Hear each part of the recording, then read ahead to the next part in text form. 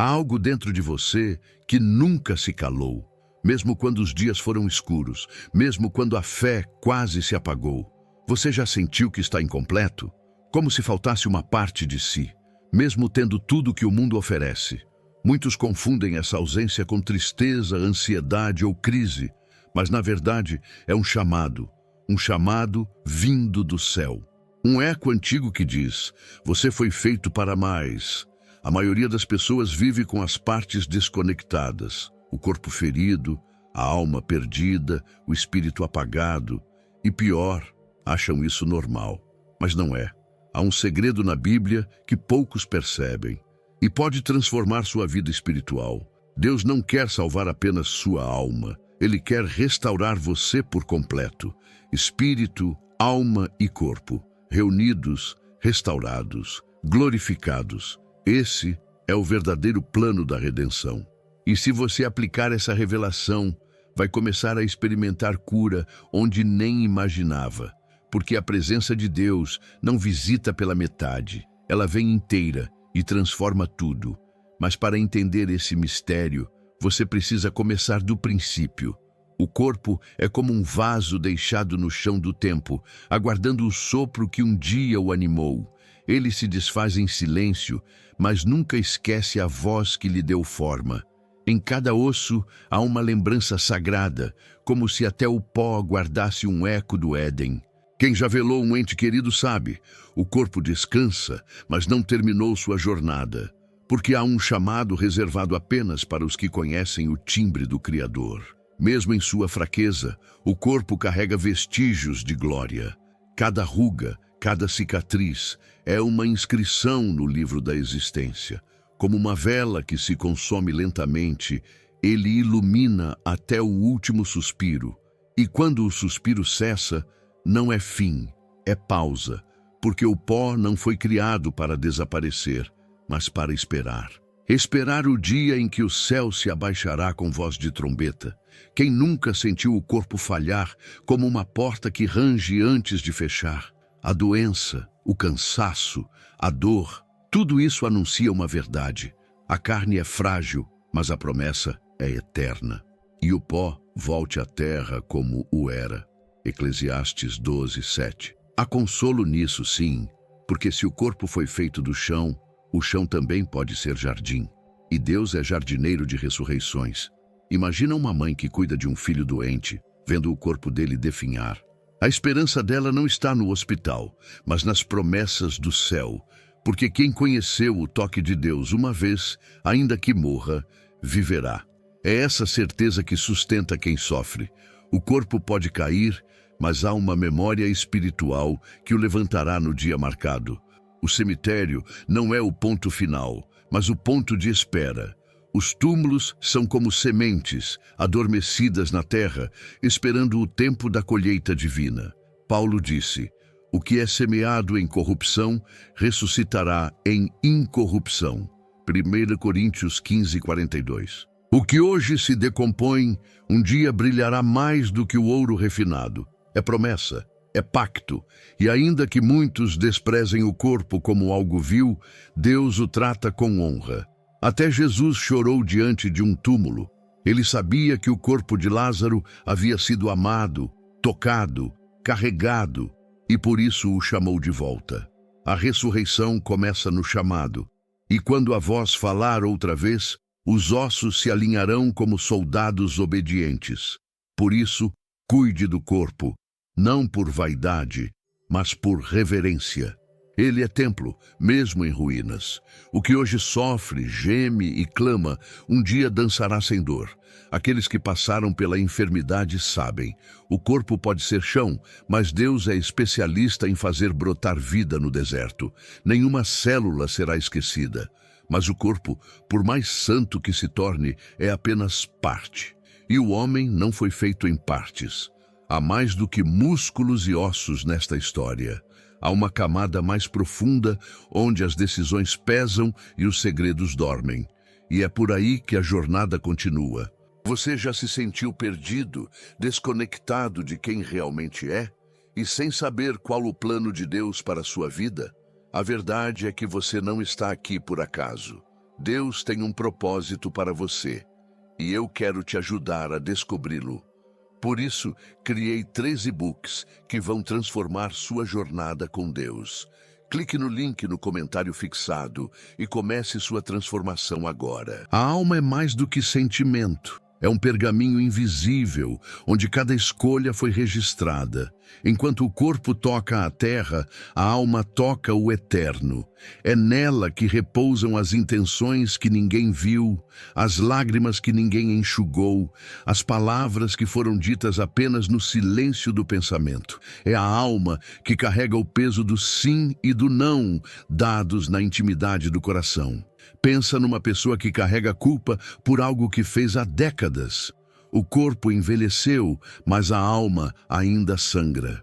A Bíblia diz: "E os livros foram abertos." Apocalipse 20:12. Não são livros de papel, são almas. A alma não esquece o que importa.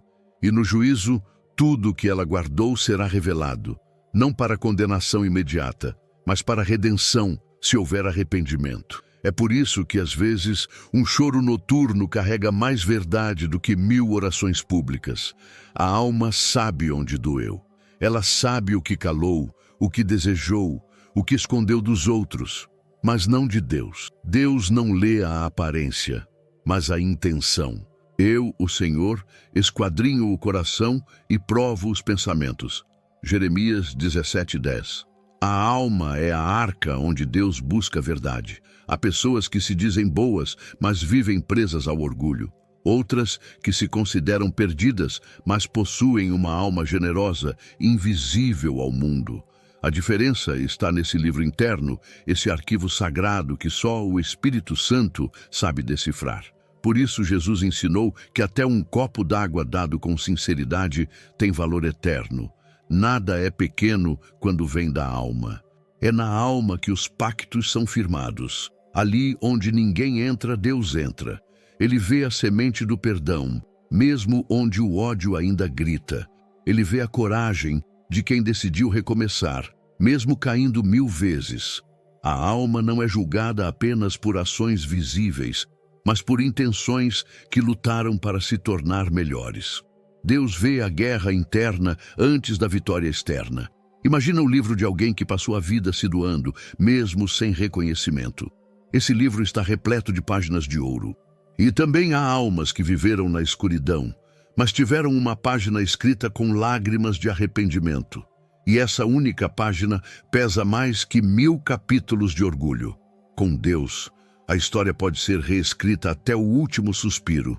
Por isso, precisamos cuidar da alma como se fosse o último espelho antes da eternidade. Ler a Bíblia é alimentar a alma com luz. Orar é limpar a poeira acumulada pelo tempo. Pedir perdão é como arrancar páginas manchadas e permitir que Deus escreva de novo. A alma não precisa ser perfeita, precisa ser sincera. A sinceridade salva mais do que a aparência. Mas a alma, por mais nobre que seja, ainda precisa de algo mais. Há uma centelha no homem que nem os sentimentos mais profundos podem alcançar.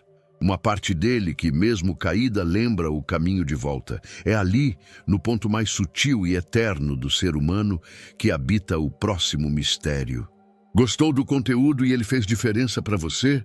Clique no Valeu Demais e apoie nosso trabalho. O espírito é o que sobrou quando tudo mais foi perdido. Quando o corpo fraquejou e a alma se confundiu, foi ele que permaneceu de pé. O espírito não se dobra diante da morte, ele se lembra do som do céu. O espírito do homem é a lâmpada do Senhor. Provérbios 20:27. Uma luz acesa mesmo no fundo da caverna. Mesmo nos dias mais escuros, ele insiste em buscar o alto. Pensa numa pessoa que já perdeu tudo, saúde, reputação, até a fé, mas ainda sente que precisa dobrar os joelhos. Isso é o espírito. Ele é como uma raiz que, mesmo sob cinzas, continua viva. É o lugar onde o homem se encontra com Deus, não por palavras, mas por essência. O espírito é o eco do sopro original. É o que restou do toque direto do Criador. Na infância espiritual, confundimos alma com espírito, Mas há momentos em que o choro da alma se cala e o espírito geme com gemidos inexprimíveis. Romanos 8:26. Ele sabe orar quando a alma não sabe mais. Ele se dobra quando a vontade já desistiu. É no Espírito que o Espírito Santo encontra morada. É ali que se dá o reencontro mais íntimo. Por isso, há pessoas que, mesmo em coma, ainda brilham com uma paz estranha. O corpo dorme, a alma se aquieta, mas o Espírito está em vigília. Ele vela, ele se move, ele escuta, porque foi criado para ser morada de Deus. E Deus não abandona o que Ele próprio habita. Mesmo na enfermidade, mesmo na queda, o Espírito sabe: eu pertenço a algo maior. Imagina um idoso que, já sem forças para caminhar, ainda murmura orações no silêncio do seu leito. Aquilo não é só hábito, é o Espírito dizendo: eu ainda reconheço o meu dono. Porque há uma dignidade que não morre, e ela mora no Espírito. Ele é a primeira parte que se inclinou quando Deus soprou vida, e será a última a apagar-se, se apagar. O espírito humano foi criado para se unir ao Espírito de Deus. É por isso que o pecado causa tamanha dor. Ele rompe essa conexão. Mas o sangue de Cristo foi derramado para religar o que foi rompido. Quando alguém entrega a vida a Jesus, seu espírito é selado com a promessa e começa a voltar para casa. O que se une ao Senhor é um só espírito com Ele. 1 Coríntios 6:17. Não se pode esconder o estado do espírito por muito tempo. Ele transparece nos olhos, nas palavras, nas reações. Há pessoas que possuem conhecimento, emoção, inteligência, mas falta vida espiritual. E há outras que, com poucas palavras, carregam uma presença que acalma. Isso é o espírito restaurado, brilhando como uma lâmpada no altar. Mas essa lâmpada acesa não quer ficar sozinha. Ela clama por completude, porque o homem foi criado inteiro: corpo, alma e espírito.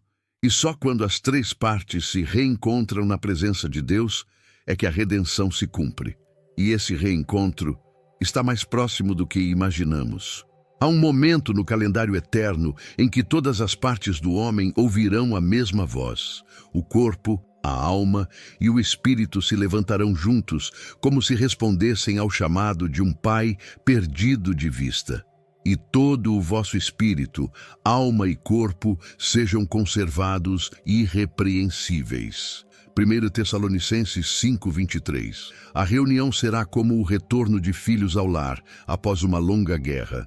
Pensa em alguém que viveu uma vida inteira fragmentado, fazendo o que não queria, sentindo o que não entendia e desejando o que não podia.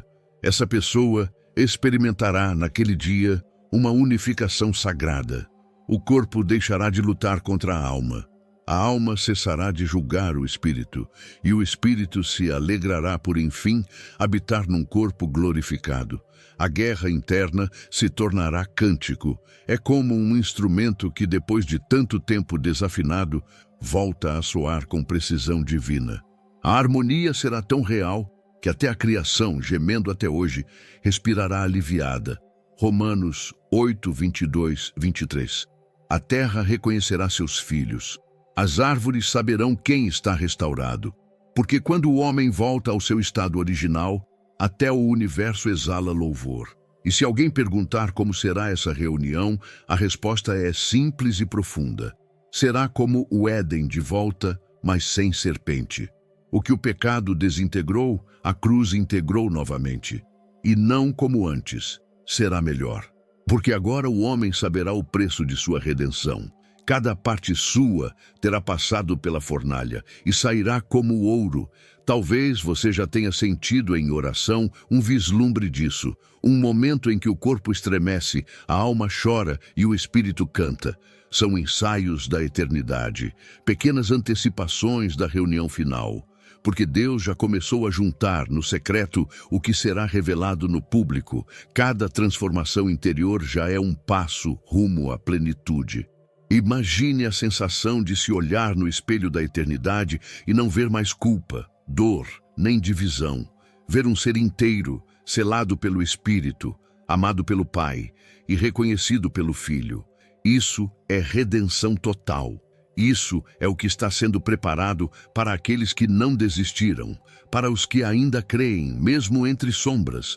Mas essa reunião não será apenas festa, será também tribunal, porque quando o todo se apresenta diante de Deus, cada parte testifica.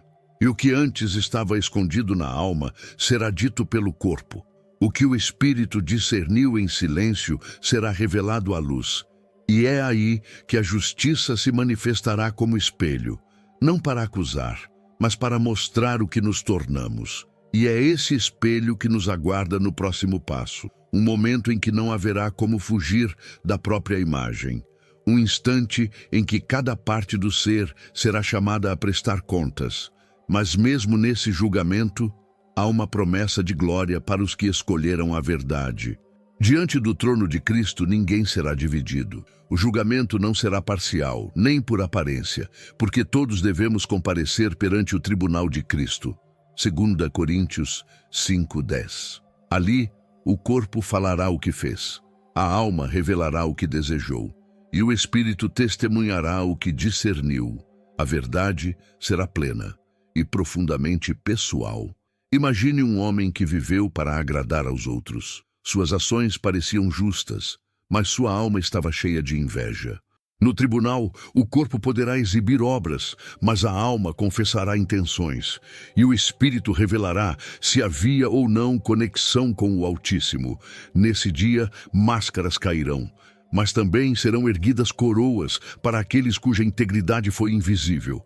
Deus não julga fragmentos, ele examina coerências. A pergunta não será apenas o que você fez, mas por que fez.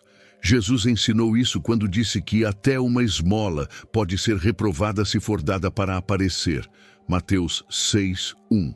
E uma lágrima solitária, derramada em silêncio, pode ter mais valor do que 1000 palavras ditas em público. É nesse julgamento que os silêncios falarão mais alto que os gritos.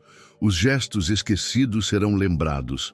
Aquela oração feita no quarto, com o corpo cansado, a alma aflita e o espírito claudicante, será apresentada como oferta diante do trono. Porque o céu não mede como os homens. O céu pesa, e pesa com balança justa. Pensa numa mãe que passou noites intercedendo pelos filhos. Ela talvez nem saiba quantas sementes lançou, mas no tribunal cada intercessão terá nome, cada jejum será luz, cada renúncia será registrada. A justiça de Deus não é para acusar o que se confessou, mas para honrar o que se viveu em verdade. Nada será em vão. Haverá também quem tente justificar-se, mas eu fui à igreja, eu dei o dízimo, eu li a Bíblia. E o espírito entristecido confessará: sim, mas teu coração estava longe. A palavra diz: este povo honra-me com os lábios, mas o seu coração está longe de mim. Mateus 15:8. Não basta parecer, é preciso ser inteiro, verdadeiro. Mas esse julgamento não será um tribunal de frieza, será também o palco de reconciliação. Para os que foram lavados no sangue do Cordeiro, o que era culpa se tornará graça. O que era falha se converterá em testemunho. E o que era vergonha será revestido de glória. Porque onde abundou o pecado, superabundou a misericórdia. Romanos 5:20. E assim, após a verdade ter sido revelada, algo maior acontecerá. Algo que não cabe em livros nem em sonhos. Porque não é apenas sobre ser julgado, é sobre ser habitado. E quando a glória tocar o homem completo, quando Deus finalmente fizer morada, então o templo viverá. Há um plano que o pecado tentou apagar, mas que jamais deixou de arder no coração de Deus. Eis o tabernáculo de Deus com os homens. Apocalipse 21:3. Desde o Éden até o Apocalipse, o desejo do Criador sempre foi o mesmo: habitar no homem. Não como hóspede, mas como presença eterna. Não por visitas esporádicas, mas como lar definitivo. Pensa num templo destruído pelo tempo, colunas quebradas, altares cobertos de poeira, janelas seladas. Assim se encontra o coração de muitos. Mas Deus não desistiu. Ele é especialista em restaurações sagradas. Cada dor será pedra purificada, cada lágrima, óleo consagrado. O templo será reconstruído com os escombros da própria queda, e a glória será maior que a primeira. O corpo será incorruptível, não mais sujeito a doenças, envelhecimento ou cansaço. A alma será pura, sem contaminação de orgulho, medo ou culpa. E o espírito será luz. Uma tocha viva, alimentada diretamente pela presença do Pai. Não haverá mais separação entre carne e espírito. O homem será inteiro e eterno. Imagine andar pelas ruas de um novo mundo, onde não há mais noite, porque o próprio Deus é luz. Onde não se ouve choro, porque toda lágrima foi enxugada. Onde cada pessoa é um reflexo do caráter de Cristo. É esse o destino prometido. Não um paraíso de prazeres terrenos, mas uma comunhão perfeita com o Eterno. Talvez hoje pareça distante. Talvez seu corpo esteja fraco, sua alma cansada e seu espírito adormecido. Mas se há um sopro de fé, ainda há chance. O mesmo Deus que levantou Lázaro do túmulo pode restaurar você. Porque esta glória final não é para os perfeitos, é para os redimidos, para os que escolheram se render. E essa escolha acontece hoje, agora. Porque quem será templo eterno? Primeiro precisa se tornar altar presente. Cada oração sincera é um tijolo, cada perdão concedido, uma coluna, cada ato de amor, uma janela aberta. O céu está construindo algo dentro de você, algo que nenhum inferno poderá destruir. O homem trino será restaurado pela Trindade. Pai, Filho e Espírito Santo habitando corpo, alma e espírito.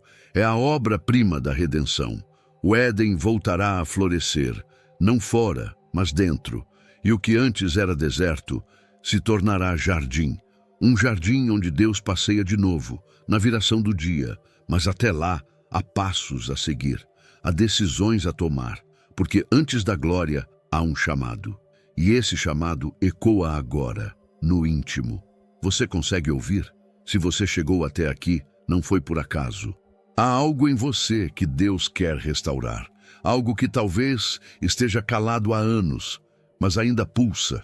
Agora que você entendeu que Deus deseja reunir corpo, alma e espírito, o que vai fazer com essa revelação? Vai continuar vivendo dividido? Vai ignorar os sinais do Espírito? Ou vai responder ao chamado que ecoa no silêncio das madrugadas? Lembre-se, seu corpo é templo, sua alma é livro, seu espírito é lâmpada. E Deus quer habitar os três. Comece hoje. Ore como quem entrega tudo. Perdoe como quem deseja cura.